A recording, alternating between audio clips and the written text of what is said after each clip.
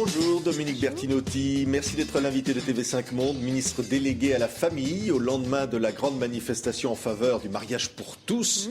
Alors c'est une manifestation qui a rassemblé 2 fois plus de personnes que la manifestation précédente, mais moins mobilisante finalement que la manifestation de ceux qui se sont opposés au mariage pour tous il y a une semaine.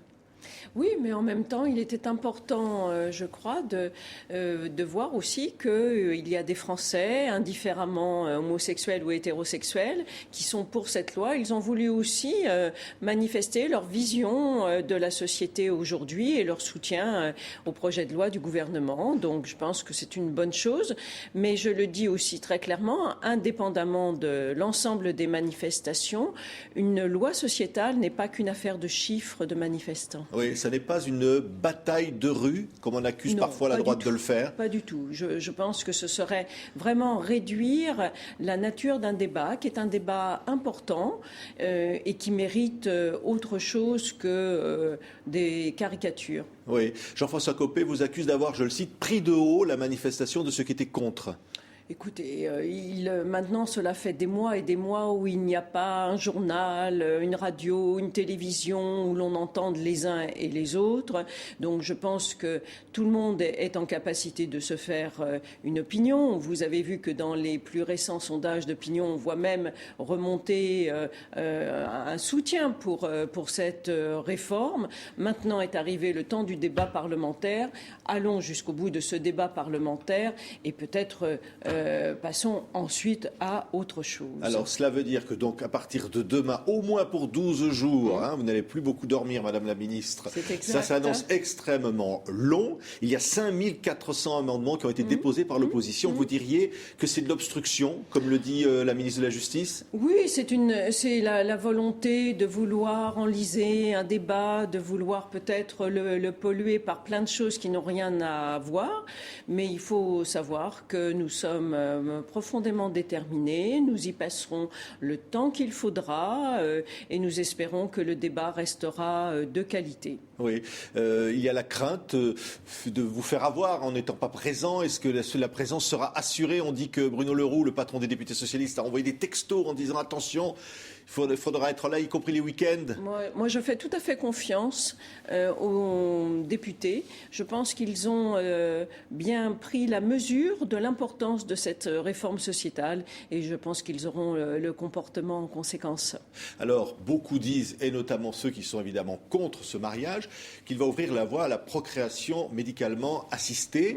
Or, vous restez ferme là-dessus, même si ce projet est sorti finalement de la loi pour la famille. Il va être examiné qu'au mois de mars.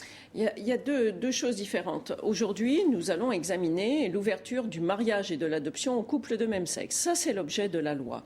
Il y aura un deuxième temps qui sera la loi famille, dans laquelle la question de la procréation médicalement assistée sera abordée. Je tiens à dire une chose, parce qu'on voit bien comment la droite veut agiter les peurs et rendre la société très anxiogène. La procréation médicalement assistée existe déjà en France. Elle est légale pour les couples hétérosexuels, infertiles ou étant porteurs de maladies génétiques rares. Ça représente 22 000 cas par an. Oui, et à peu près 1500 enfants nés par insémination artificielle. Donc c'est quelque chose qui existe déjà, sur lesquels les médecins se travaillent, le pratiquent. Donc c'est quelque chose qui existe. Certains voudraient, je le dis très clairement pour qu'il n'y ait aucune ambiguïté, dire « Ah, mais alors après, il va y avoir la gestation pour autrui » ou ce que l'on appelle les mères porteuses. Aujourd'hui, la gestation pour autrui est interdite aussi bien pour les couples hétérosexuels que pour les couples homosexuels et le président de la République s'est engagé très fermement à ne pas autoriser la gestation pour autrui. Oui. Donc ne mélangeons pas tout, il y a des étapes. Aujourd'hui, nous sommes dans l'étape du mariage et de l'adoption. Je pense que c'est un débat le débat parlementaire va être un débat qui va pouvoir éclairer l'ensemble de la société. Commençons par cela Nous verrons ensuite. La droite dit, à partir du moment où on va autoriser les couples lesbiennes, donc effectivement à cette procréation médicalement assistée, il sera difficile d'interdire aux couples homosexuels la gestation pour autrui, au nom de l'égalité. Sauf qu'au nom de l'égalité, si je les reprends au mot, aujourd'hui, vous avez des couples hétérosexuels qui aimeraient avoir recours à la gestation pour autrui et qui ne le peuvent pas. Donc vous voyez que même à l'intérieur de l'hétérosexualité, il y a un phénomène d'inégalité. Pourquoi ? Parce que la gestation pour autrui, c'est tout à fait autre chose. C'est l'intervention, c'est plus simplement le don de gamètes. C'est l'intervention d'une tierce personne dans sa globalité. C'est le fait de faire porter à une femme un enfant et que le fait d'être enceinte, c'est peut-être parce que je suis une femme et que j'ai eu un enfant, je le dis, le fait d'être enceinte n'est jamais un acte banal et qu'il ne s'agit pas de banaliser cet acte. La détermination du président Hollande est intacte. Il a reçu ceux qui étaient opposés au mariage pour tous. Aujourd'hui, elle est intacte. On l'a dit que sur la PMA, François Hollande n'était pas aussi déterminé que cela.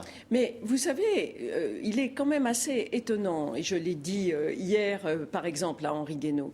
Voilà un président de la République qui dit je tiendrai cet engagement 31 qui a fait partie de la campagne présidentielle et qui est en train de le tenir, et j'espère que les parlementaires vont le voter dans les semaines qui viennent. De la même façon, il a dit très clairement qu'il était hostile à la gestation pour autrui. Il tiendra aussi cette parole-là.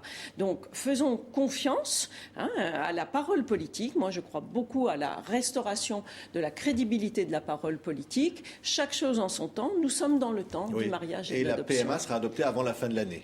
Et clairement. La question de la PMA sera abordée dans le futur texte et ensuite nous verrons bien ce que sera la nature des débats. Elle sera adoptée avant la fin de l'année ? Mais je ne peux pas me C'est ce que substituer. dit la porte-parole du gouvernement aujourd'hui dans une interview. La porte-parole dit elle sera présentée devant l'Assemblée avant la fin de l'année. Je ne vais pas quand même me substituer à l'ensemble des députés et je respecte absolument le travail parlementaire. Un mot sur l'international. La présidente argentine a fait envoyer un message hier à la grande soirée au Théâtre du Rond-Point en faveur du mariage, en disant en Argentine, le fait d'avoir ce mariage, ça a permis de faire avancer la tolérance sur l'ensemble de la société, c'est-à-dire la tolérance globalement pour tous. Est-ce que c'est ça aussi le souhait ? Mais c'est tout à fait juste.